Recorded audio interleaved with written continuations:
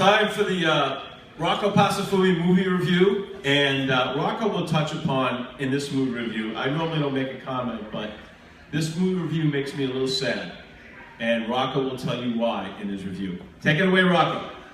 Thank you very much, Howie. The film that I'm doing this week is the new Star Trek movie, Star Trek Beyond. It is directed by Justin Lin, and it stars Chris Pine, Zachary Quinto, and Idris Elba. In the latest film, the Enterprise lands on a mysterious world and faces Krall, played by Elba, who sucks the life out of his victims and seeks an artifact aboard the starship. Now the crew, led by Captain Kirk, played by Chris Pine, Spock, played by Zachary Quinto, and all the rest of the crew must battle an alien race while trying to find the way off the planet. It's funny how the latest Star Trek film franchise has kind of evolved to this level. When J.J. Abrams first brought Star Trek to the silver screen once again, he definitely did it in a very deft way by essentially reintroducing the original series, the series that had been a cult favorite with people since the very beginning, when it came out in the late 1960s. The thing is that he ended up making more people than ever before interested in the original series. However, the sequels have kind of been a bit so-so in regards to keeping what people love about the franchise interesting the most.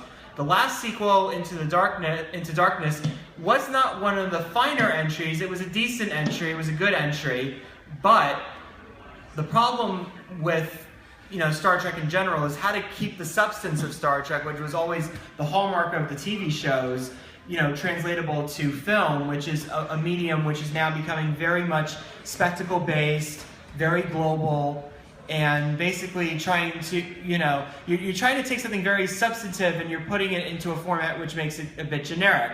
The good news with Beyond is that it's actually a better film than Into Darkness. It's very action-packed.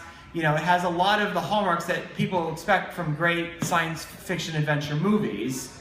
But that being said, I feel like Star Trek really does not serve itself well as a feature film series, especially since they've been over how many Star Trek movies in the original series? There was 7, 8, 9 movies in the original series before these current movies. And it's reaching a point where a lot of it it's not really pushing the series forward in the way one would expect.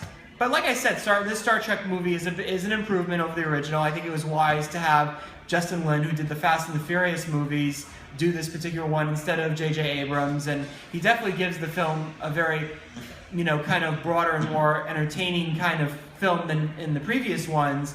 But it's reaching a point where it may not simply be enough, rather than just a simply serviceable, very entertaining entry in the Star Trek franchise. Star Trek, like I said, has always been something that's been very substantive, been about, the deeper issues, about the allegorical issues, the social aspects of it. And yes, while this Star Trek movie does do that a little bit well, unfortunately, it's just simply not enough, in my opinion, to really bring this forward in a way that I think would really help it overall. But overall, it's a decent movie. It's a nice little entertaining summer movie.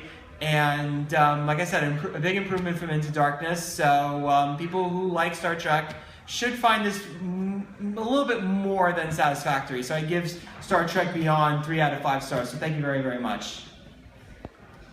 Just to continue, Rocco, I mentioned there's a sad aspect of this movie.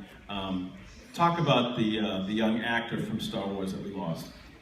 Yes, sadly, and this ended up being the final film of Anton Yelchin, who died in a really tragic car accident merely weeks before the film was set to premiere.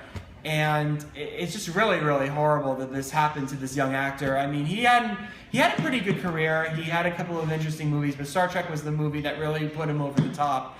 And it deeply affected J.J. Abrams, who's the producer of this new Star Trek film series, so much that he plans to retire the character with the next film that comes along, should this Beyond do very well, and I'm sure it will.